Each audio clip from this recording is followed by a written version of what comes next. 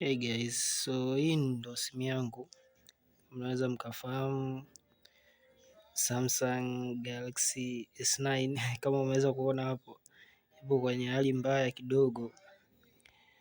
Majuzi kati hivi nilikuwa kwenye harakati za hapa na pale kwenye magame nini, si unajua.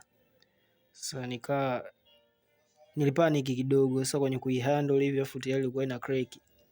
Nika damage zaidi, imeenda ku damage layer ya ndani kidogo karibia na pixels zinapo display. So maana nilikuwa nimeibinya kwa eneo hili hapa, kama unaweza kuona wino umevilia zaidi.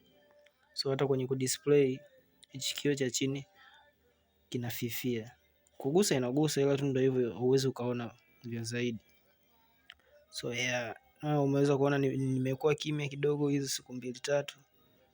So kwa sasa hivi nitakuwa na post, ila nitakuwa na post screen recordings, tutorial mbalimbali za vitu mbalimbali mtakuwa mnaziona.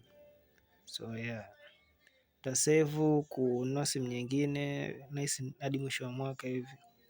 So keep watching, mengi yanakuja zaidi. Ipo kwenye hali mbaya kweli. So nasema bye bye kwa simu yangu sasa hivi, inabidi ipumzike kwa kweli.